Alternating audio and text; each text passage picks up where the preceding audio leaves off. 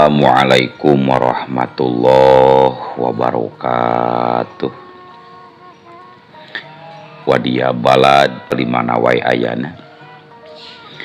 Alhamdulillah wa syukru ala ni'amillah. Kalawan diwuwuh ku qabul anu maha agung, dibarengan ku pangijabah anu maha kawasa. Diiring ku kadeudeuh ka Nyaah Gusti anu maha suci, urang ayeuna dugi kadangat ayeuna masih keneh tiasa ditepang dangukeun deui dina acara anu matuh kamemet urang sadayana. Nyatana dina pagelaran dongeng Sunda jejer carita gara-gara munjung. Ayeuna kantun bagian anu ka-11 nanya pamiarsa. Ieu dongeng mangrupikeun buah karyana Kang Rudiansah ti Palihan Garut. Kangge Kang Rudiansah ngahaturkeun reunuhun laksaketik kabingahan. Rehna parantos nyintunkeun naskah sakaligus ngawidian mamang kangge medar ieu dongeng dina channel ATE Official ieu. Atuh sumangga kanu teu acan subscribe geura subscribe heula. Ngarah langkung pogot sareng langkung sumanget deui ka si mamangna dina enggoning medar ieu dongengna. Nging hilap di like di komennya nu saseueur-seueurna. Lainna naon? Mamang masok bingah kitunya. Upami maosan komentar-komentar ti para wargi sadayana teh. Kalintang bingahna deui upami mah link video mamang ieu dipangeserkeun atanapi dipangbagikeun.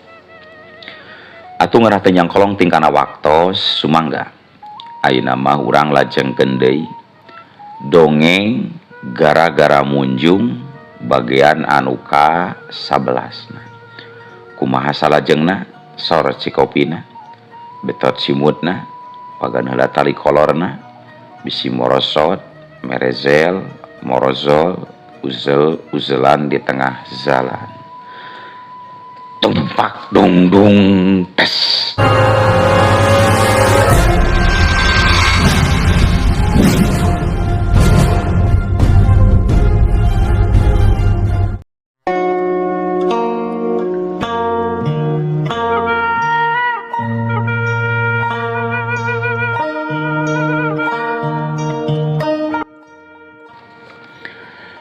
Di luar imah langit kayaan merdong alias poek mongkleng taya bentang hiji-hiji acan anu tembong di awang-awang. Tampolana bulan oge teu kaciri sapotong-potong acan. Kahalangan ku mega hideung anu kandel lir tanda arek turun pi hujan. Dina kayaan keur kitu di luar ngadadak angin ngagelebuk tarik pisan pating saleor. Nembragan tatangkalan jeung dangdaunan anu pating palanaod pauruntuh. Di kajauhan ngadadak kadenge aya sora anjing anu babaung matak pikakeungeun. Pangeusi pilemburan anu asalna can salare oge ganjang arasup ka enggona masing-masing. Lantaran sieun loba dedengean anu teu pararuguh di luar. Anu ngaronda biasana masok aya di pos. Harita mah eueuh orang-orang acan kabeh geus ngampih ka imahna sewang-sewangan. Keur kitu di kaanggangan kadenge aya sora delman asup ka jalan pilemburan. Anu kudana disada hihieman. Mungguh mata kukurayeun pikeun anu ngadengekeunana. Genggena kikirincingan disada mata hariwang. Aneh. Sakabeh pangeusi pilemburan mah bisa ngadenge kana kayaan di luar. Tapi di jero imahna Mang Diman ukur jang itu wungkul anu ngadenge kayaan di luar teh. Anu sok padahal mah jang itu teh keur sareti ibra. Ngadadak sapasang panonna buncelik bolotot bari hudang tina sarena. Mangsa ti luar aya sora awewe anu ngirung ngomong ngageroan ka jang itu. Yang itu anu kas anu bag yapcu kadieu milu jeung ibu jang itu cek eta sora. Tapi aneh jang itu mah teu ngarasa sieun ku eta sora. Ngadon terus we ngajurung gunung hudang laju lempang nguru lawang pantau. Bray panto imah bet ngadadak muka sorangan padahal kayaan masih dikunci. Dina golodog katingali aya nu ngajanteng hiji makhluk anu pikasieun. Awakna badag meh sagede buta, panonna polotot sagede terong, letana panjang ngambai nepi kana palupuh bari burahay jiga geus nguyup getih. Huntuna rang nyeteng ku sihung. Buukna jabrik semu carocong kaluhur. Ramo-ramo leungeunna anu rangoas tembong kukuna sareget matak paur anu ningalina. Sedangkeun awakna eta buta anu jangkung badag buleud dibungkus ku bulu sagede nyerek paranjang seukeut. Tapi pikeun jang itu mah taya kasieun ngadon disampeurkeun eta makhluk teh. Tur sanggeus deukeut jang itu gancang dirawel ku eta buta lebah pundukna ku leungeunna anu sabelah bangun anu hapangeunnaker. Rarasaan jang itu mah lempangna asa ngalayang bangun anu hampang. Celak jang itu didiukeun ku eta makhluk kana delman kuda anu kosong taya kusiran. Sarta eta makhluk anu pikasieun teh terus ngarubah wujudna jadi haseup ipis sarta jadi kuda podas meni cangeplak teu kaselipan ku warna sejen.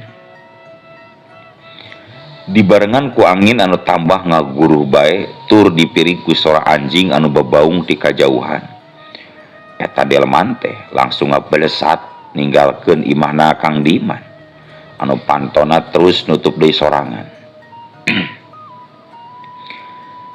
Jang itu hiji budak anu teu tuah teu dosa kiwari geus jadi wadal dibawa ka nagara siluman. Gancangna carita caturkeun dina poe isukna. Bimaya jeung Mang Diman geumpeur lain di kieuna jeung ruas taya papadana.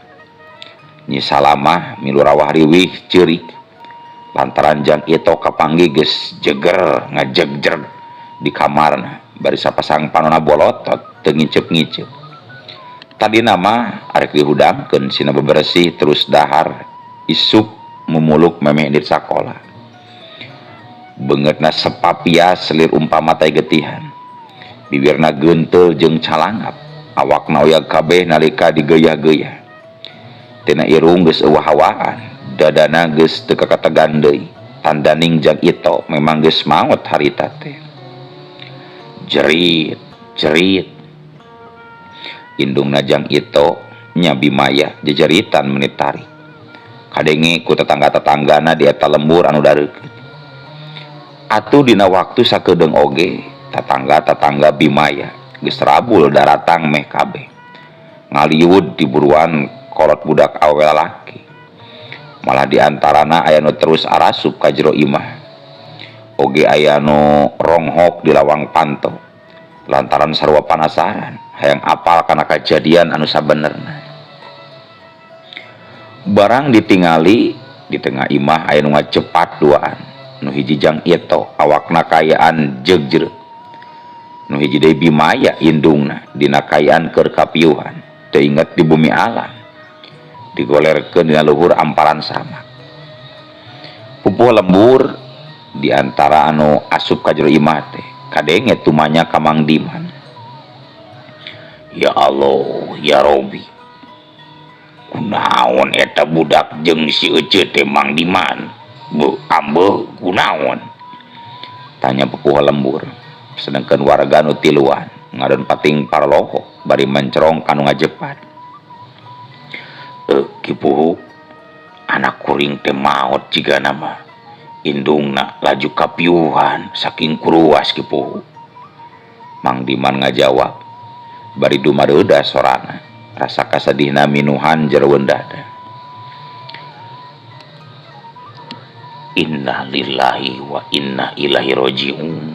geus mulang ka jati mulang ka asal geningjang itu tehnya.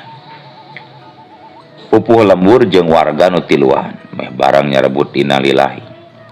Malah anu di luar oge kajen can ngarti kabeh kana kayaan di jero imah. Harita nurutan nyarebut innalillahi. Terus nanyakeun kepada baturna aya kajadian naon sabarna di jero imah.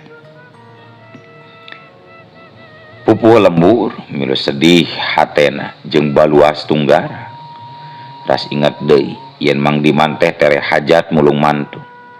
Ari ayeuna bet ngadaon ngarandapan musibah seperti kitu. Tapi kupuh lembur gancang diupahan. Sangkan Mang Diman jeung Nyi Salamah ulah kadalon-dalon dina rasa kasedihna. Sabab layon kudu buru-buru dipulasara sakumaha mistina. Bimaya kudu gancang diubaran tina kapiuhanan. Sing sabar Jang Diman, sing sabar Nyi Salamah, sing sabar. Naon anu karandapan ayeuna mungguh takdir ti pangeran.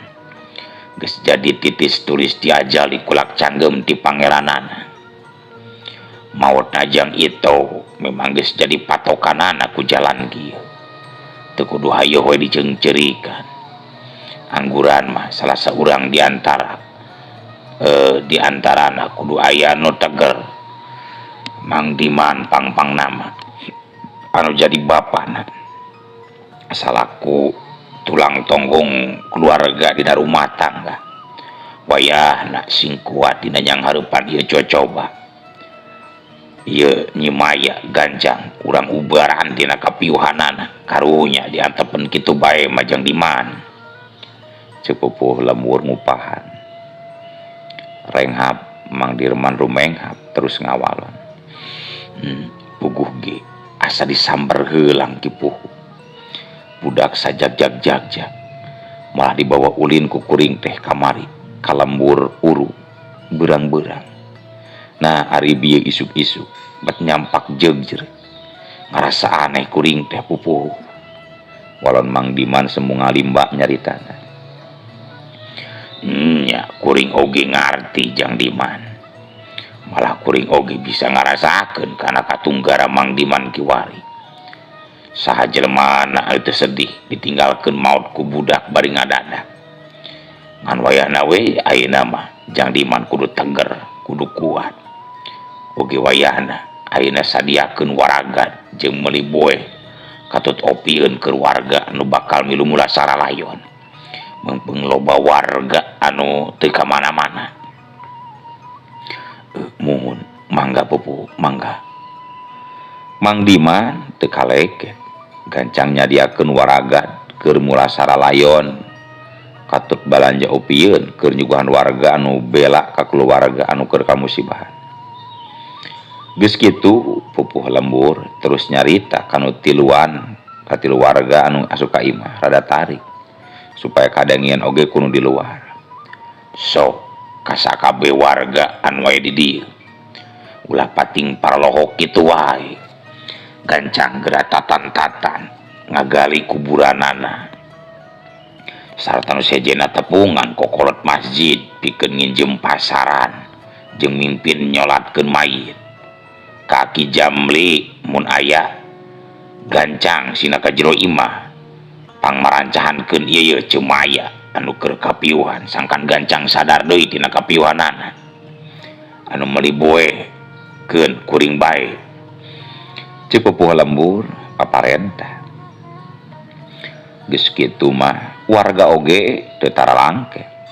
Ngadenge parentah ti pupuh lembur gancang ngalaksanakeun pancen sakumaha mistina. Sedengkeun pupuh lembur indit sorangan pikeun meuli boe.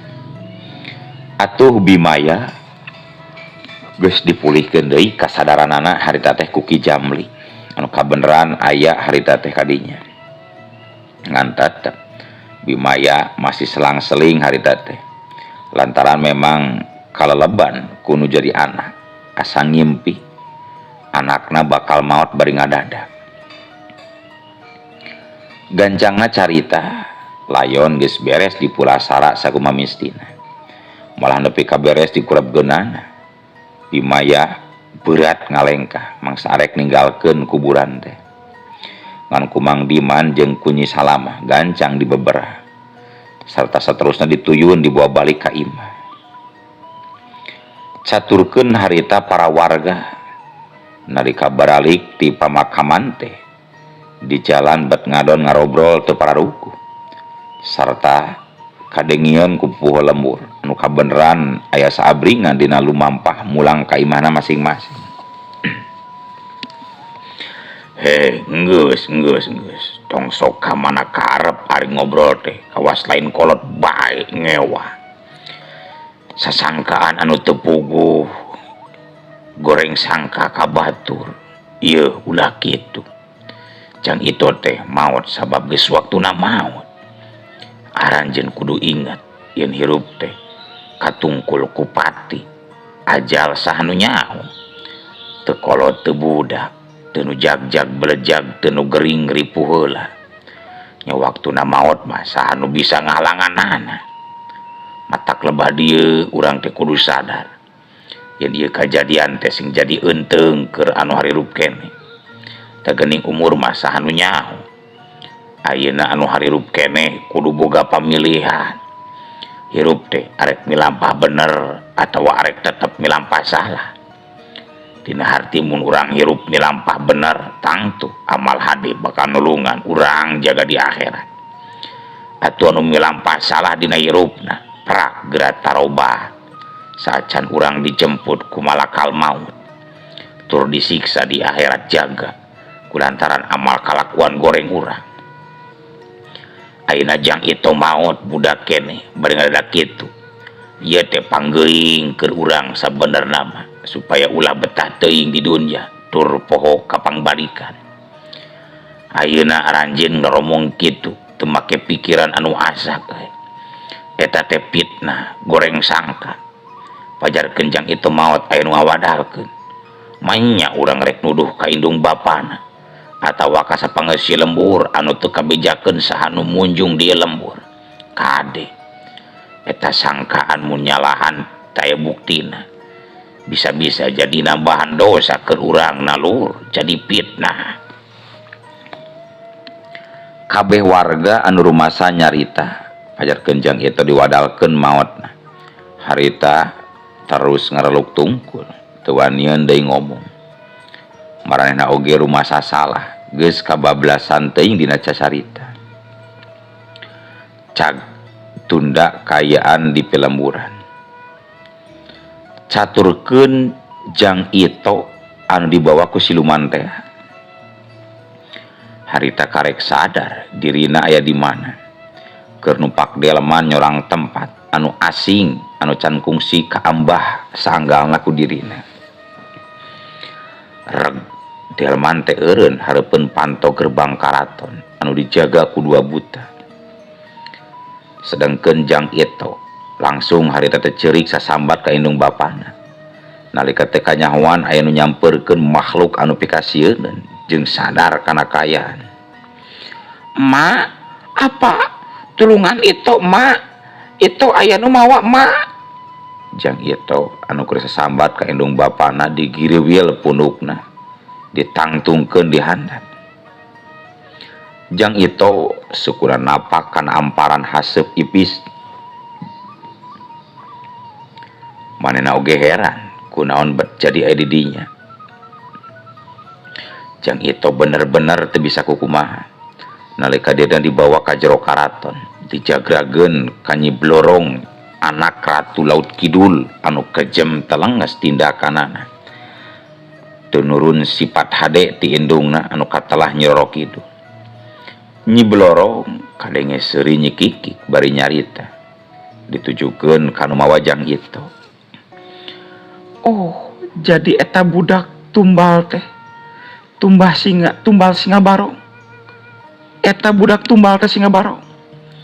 Cek Nyi Blorong ka siluman singa barong anu geus nyamur nirus Rabi Maya nalika nyokot jang itu ka iman.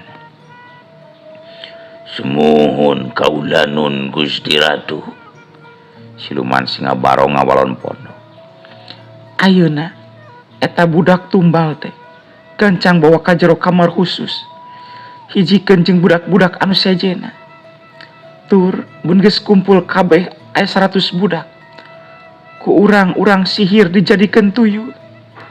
Cek Nyi Blorong deui marentah ka Singa Barong sangkan mawajang itu ka kamar pangberokan. Singa Barong teu kaleket gancang mawajang itu ka kamar khusus tempat barudak dikurung anu pantona weweg dijieun tina beusi. Belus jang itu dikebruskeun ka jero kamar jepret atau kamar dikunci deui ti luar meuni pageut. Jang itu sanggeus aya di jero kamar bari teu bisa ngomong deui naon-naon lantaran ngemukasieun anu pohara harita ngaranjug kaget nambahan deui kasieunna sabab di jero kamar teh tetela loba barudak anu pikasieunneun rupana. Begeutna kabeh ngeplak bodas jiga mayit manona barolotot dekok ka jero huntuna rangeteng teu dagingan irungna garorowong tulang wungkul. Ari awak begang leungeun jeung sukuna leutik tulang wungkul buukna rabig araripis oge aya keneh anu kandel. Kuku-kuku dina ramo leungeunna paranjang jeung sareukeut tapi beuteungna baru citreuk jiga anu bareuh. Jang itu anu rarasaanna mah masih keneh manusia can pindah alam ngarasa awakna teu jiga maranehna harita langsung ngagoak tarik bari meungpreunan beungeutna ku dampal leungeunna sasambat deui ka indung bapana. "Ma, apa tulungan uing loba juri ge dieu mak. Jang itu gegerewekan nyebutkeun loba juri. Jeung deui dina kayan keur kitu teh nongtrogan diantarana ngadon aya anu gegeleuyeungan nyamperkeun bari ngomong ngirung sorana ka jang itu. "Nyito tong nyieun nganeh Kang Uing euy. Mangnya ka papana manur mat nyieun." Cek eta jurik anu maksudna manaha jang itu bersieun ku baturna sorangan. Sabab cek maranehna sakabeh jang itu kayana sarua beungeutna geus pias bodas huntuna eueuh gugusian bibirna jebeu irungna gorowong tulang wungkul ngomongna sarua ngirung sorana teh. Atuh pogoe jang itu beuki sieun gerewek harita jang itu cerik deui sabab curik teh ngadon ngahajakeun nyamperkeun bari nanya nyaho kana ngaranna sagarupa. "Uing nain balat maneh uing can pae kan itu nyingkah kasabrang ka Palembang balikna ka India nyingkah." Cek jang itu ngusir ka jurig-jurig anu ngadon pating cikikik yang serikeun ka dirina. Jang itu leungeunna papeta ngahalik-halik nganyeuh-nyeuh ngusir juri. Ari para juri kalakah betah-betah ngajak nyarita ka jang itu. "Nyeto maneh geus nimawa ku nyiluman mararti maneh onge geus ngaeh jiga ngaing ngangabeh mangkana engke maneh bakal jadi nuyul bakal jadi nguyul maneh teh euy." Cek eta juri. Kujang itu bisa kaharti ngomong naon eta juri sanajan sorana kayan ngirung oge. Ari ceuk perasaan jang itu mah tetep dirina masih keneh dina kayaan jadi manusia ngomong sorana biasa kawasasari matak harita beuki tambah sieun jeung bulu pundukna asa ngawit-wit ngandelan ngan aneh. Jang itu bisa nyambung ngomong jeung eta juri atawa arwah-arwah tumbal anu patula patalina jeung muja korban ti jalma-jalma anu boga janji jeung Nyi Blorong ratuna sakabeh siluman di laut kidul. "Uing memang aya nu mawa nu magnelman nami uing teu dibaean uing mah hirup keneh leulo manak maneh tong ngadeukeutan uing anu tu nyingga sing nyarao nyingga mamel nyingga mamel." Antara sieun soak tapi jang itu bat wani keneh cacarita bebal ge memeh cenah babal ge memek cenah, babal ge memek cenah kitu. Kitu teh mah teu aneh lantaran jang ieu geus mimiti selang-seling pikiranana antara sadar jeung henteu, ongkoh sieun ongkoh betah diajak nyarita ku eta prajurit teh. Mane dong jadi gitu ngane ngono mernyanya kang aing gitu en mane denges ngaing kawas ngaing jadi korban numal moal bisa balik deui ka alam manusia malah maka gongeng sarua gitu bitin gongeng gitu nomor nyaya geus gae mane sanasib jeung aing sakabe gitu mane geus gae ngiwangalkeun gitu. Jurig baturna aya nu milu nembrong ngomong harita teh bari neuteub ka itu.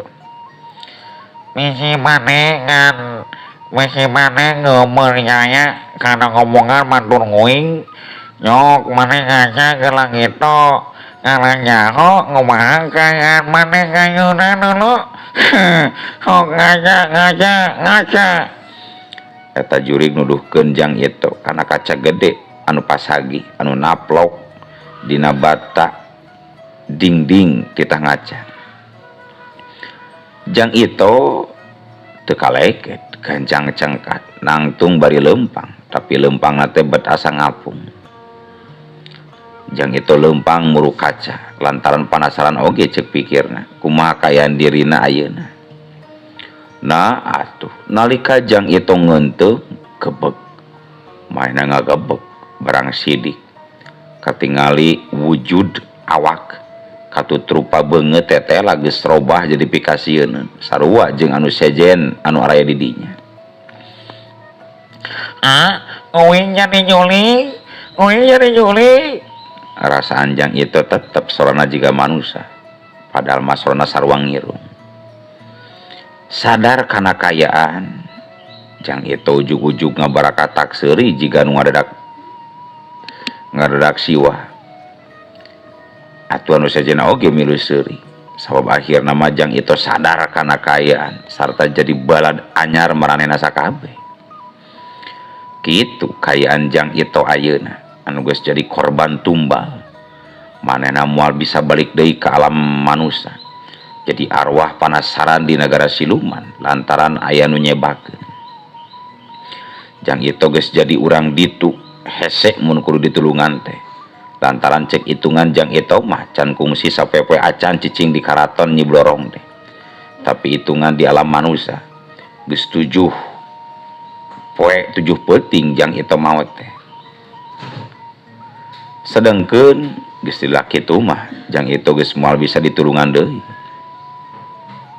Cag kayaan di alam siluman urang tinggalkeun ayeuna urang caturkeun di alam manusia unggal geus mulang anu tarahlilan bimaya sasambat kajang itu ngakukuk ceurik leungiteun ku anak lalaki anu ngan hiji-hijina atos emak ikhlaskeun sing tabah sing sabar non rupa nu kajantenan mugi we sing aya hikmahna adi abdi budak emak maut eta memang tos patokan anak emak nyi salamah ngabeberah nu jadi indungna bari hatena oge sarua tunggara sabenerna mah teu nyangka adina bakal ponok umur mangkaning sakedeung deui manehna tereh ngayakeun hajat salametan ari duit ngadon kacoceng dipake waragad tahlilan jang itu. Panon bimaya katempo carindul bareuh balas cerik bae keur kitu pok calon minantuna milu nyambungan ku caritaan sedangkeun kayaan Mang Diman keur hulang jentul di tengah imah sorangan mikiran eta kajadian anu tarahlilan mah geus baralik kita tadi mula keneh oge. Jang Diding calon minantuna teu miharep indung pi pamajikanna ngaradapan gering pikir. Saena mah maseukeun istirahat we bilih teu damang mah. Margi sakedap deui apanan aya maksad nyalametkeun abdi duaan mah. Cek Jang Diding. Bimaya terus ngusapan sirah anak atau calon minantuna bari tetep antep anu harita diuk di gigireunana. Pok Bimaya nyarita bari dumareuda. Hampura Nyai ujang duit keur hajat salametan ngadon kacoceng dipake waraga tahlilan adi hideung. Kumaha tuh ngagantianana mate? Cek Bimaya semurumahu. Ni salamah gancang nembalan bari gide. Teu kenging nyaros kitu emak. Pan eta oge artos emak sareng apa? Tong aya emutan hoyong ngagentosan sagarupi emak. Temalnya salamah bari beus ku Cimata. Muhun emak. Teu kedah ngemutan artos. Artos mah tiasa digentosan deui kuno langkung ti sakitu. Eta mah artos emak sareng apa deui ongko sanes anu abdi duan ieu. Tapi nalika kayan keur kitu nah atuh ujug-ujug uluh waktosna kabujeng seep wadia balat keun atunya ieu dongeng teh urang cekakeun we heula dugi ka dieu. Insyaallah enjing pageto baris dilajengkeun deui. Atuh ku kitu ku kieuna mamang sejamit mungkur amit mundur dipayunan para wargi sadayana. Hayu ah. Assalamualaikum warahmatullahi